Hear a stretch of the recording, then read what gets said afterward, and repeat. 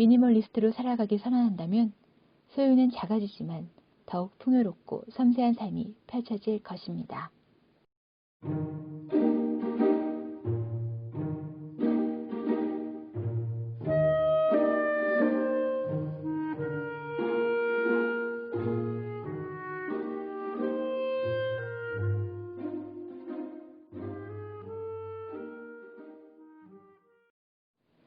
많은 현대인들은 자신이 불행하다고 생각하고 있습니다. 그 이유는 무엇일까요? 그것은 쓸데없이 너무 많은 물건을 소유하고 계속 더 많은 것을 원하며 남들보다 더 많은 연봉, 더 큰 집, 더 높은 지위에 오르고자 하기 때문이라고 합니다. 저자는 이 책을 통해 최소한의 삶이 얼마나 기능적인가에 동시에 아름다울 수 있는지, 그리고 어떻게 실현될 수 있는지 구체적으로 소개하고 있습니다. 여기 헨리 데이비드 소로, 간디, 법정 스님의 공통점은 바로 더 적게 소유하고 더 풍요로운 삶을 사는 라이프 스타일을 추구했다는 것입니다. 이러한 라이프 스타일은 도시 속 현대인들에게 과연 불가능한 것일까요? 이처럼 물질은 당장의 공허한 마음을 채워주지만 궁극적인 성취감을 주지는 못한다고 말합니다. 여기 물건을 최소화하고 정신적인 만족감을 추구하며 사는 미니멀리스트 조수아 필즈 밀번과 라이언 리커디머스가 있습니다. 이들은 한 주에 70에서 80시간을 일하면서 더 많은 물건을 사들이는 일로는 공허한 마음을 채울 수 없었다고 고백하고 있습니다. 한때 이들은 억대 연봉을 받으며 좋은 차, 큰 집과 많은 물건을 소유한 20대 후반의 청년들이었습니다.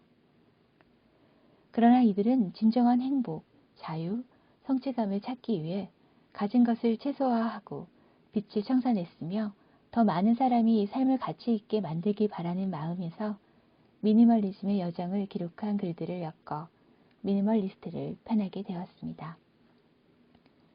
이들은 무조건 물건 없이 살라고 강요하지는 않습니다. 다만 현대인들이 소유물에 부여하는 의미를 문제 삼고 있습니다. 가진 것에 지나치게 많은 의미를 부여하면 인간관계, 열정, 개인적인 성장, 건강 등 더 중요한 것을 포기하게 된다는 것입니다. 오늘날 우리는 실제보다 훨씬 더 많은 것이 필요하듯 행동하며 그렇게 느끼고 생각합니다.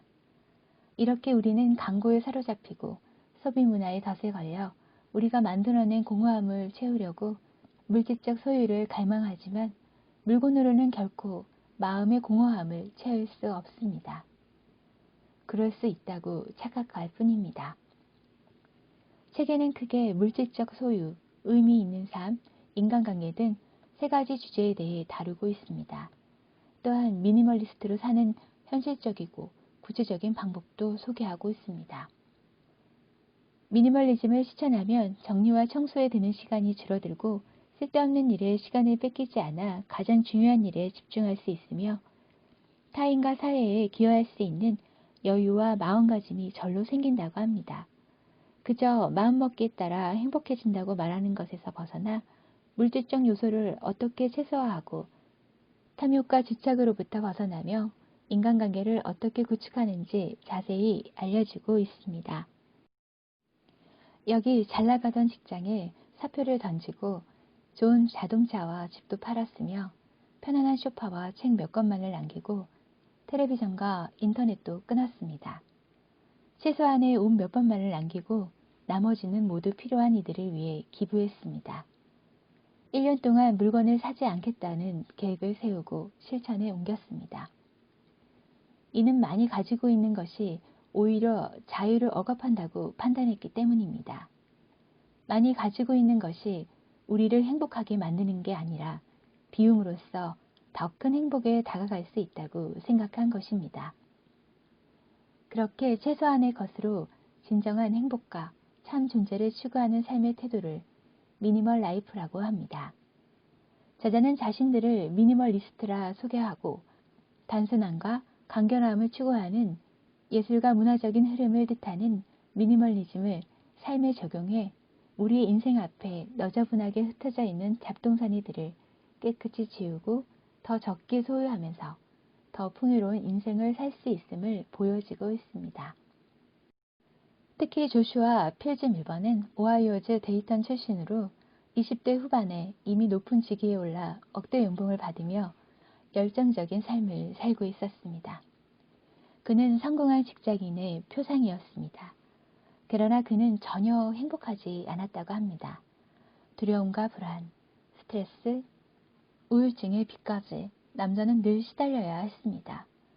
경제적으로, 가정적으로 무너져 내린 그는 우연한 기회에 미니멀리즘의 삶의 방식을 만나고 삶의 진정한 가치는 물질이 아닌 정신과 마음이 있음을 깨닫고 새롭게 거듭나게 됩니다. 이들은 미니멀리즘에 대해 자신들의 웹사이트에서 다음과 같이 정의하고 있습니다. 미니멀리즘은 당신의 삶에서 가하다고 느껴지는 것들을 제거하며 정말 중요한 것에 대해 집중할 수 있게 해주는 도구입니다. 이를 통해 당신은 행복과 충만함, 그리고 자유를 느낄 수 있습니다.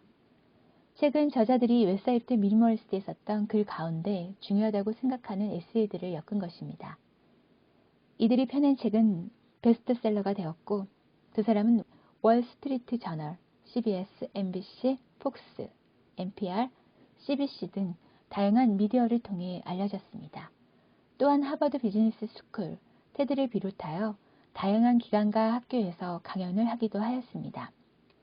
미니멀한 삶에서 열정을 추구하는 법, 건강, 인간관계, 소셜미디어 등 다양한 분야를 아우르는 주제로 사람들과 소통하고 있습니다.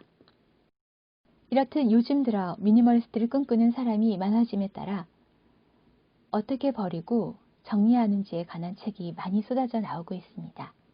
하지만 이 책 미니멀리스트는 단순히 공간을 정리하고 비우는 데 그치지 않고 미니멀한 생활 방식이 삶에 미치는 놀랍도록 긍정적인 효과와 더불어 1. 인간관계 마음가짐에서 어떻게 미니멀 라이프를 실천해야 하는지 구체적인 방향을 제시하고 있습니다.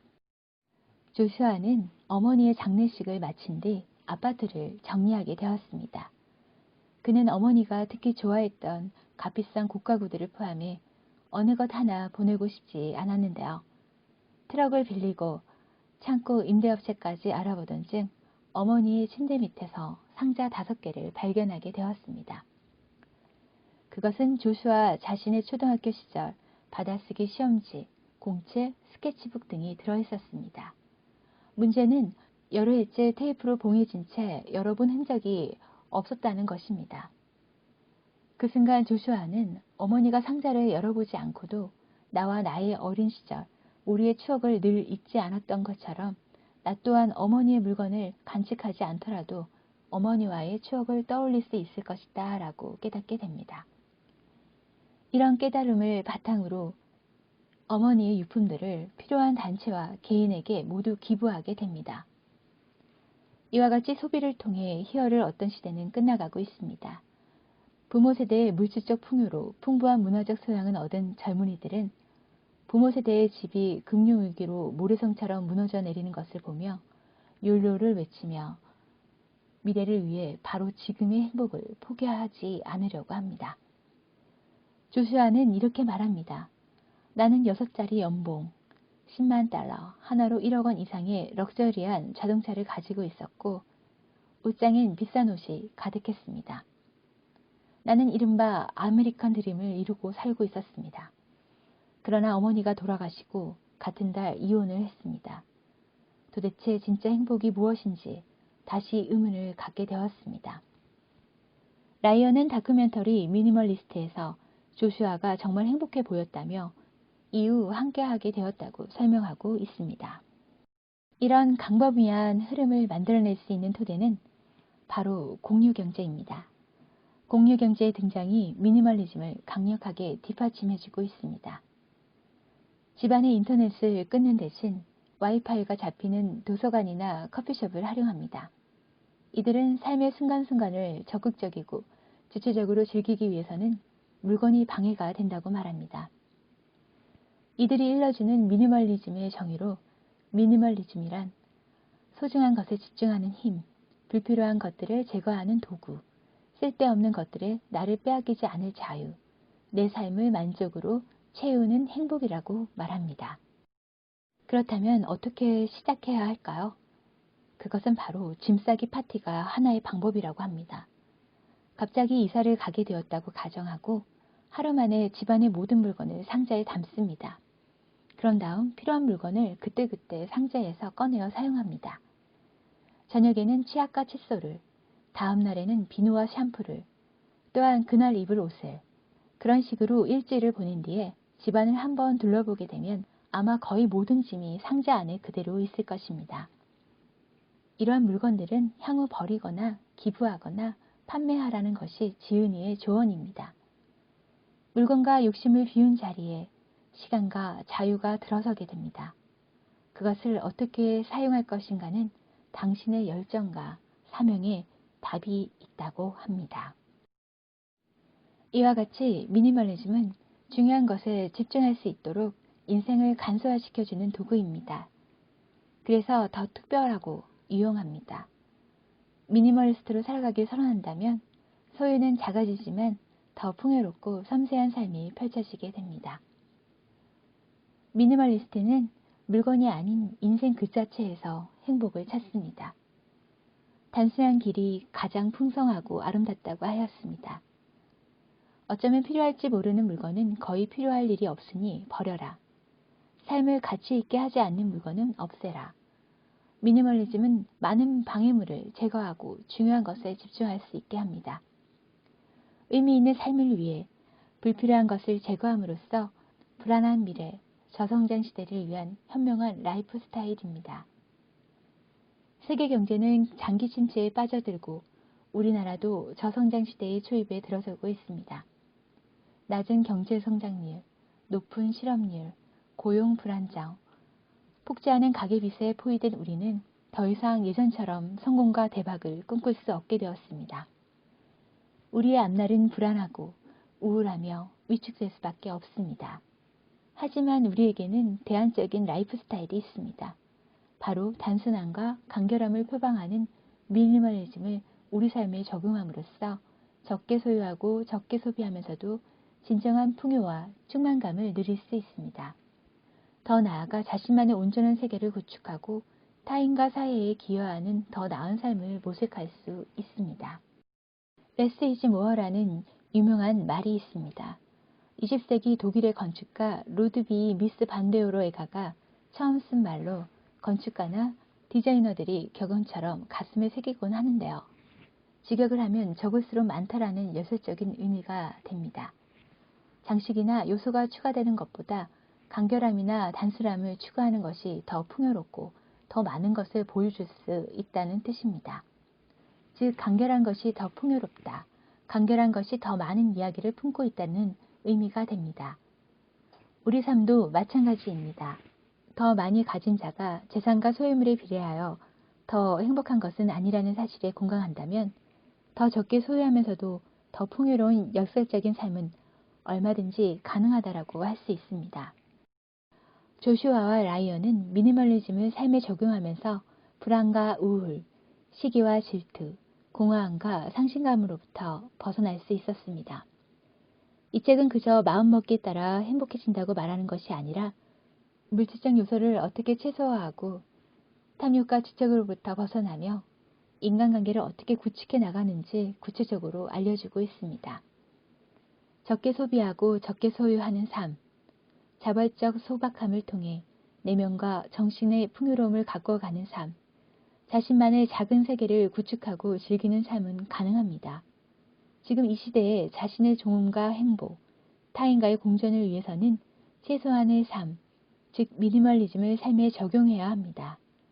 미니멀리스트로 살아가길 선언한다면 소유는 작아지지만 더욱 풍요롭고 섬세한 삶이 펼쳐질 것입니다.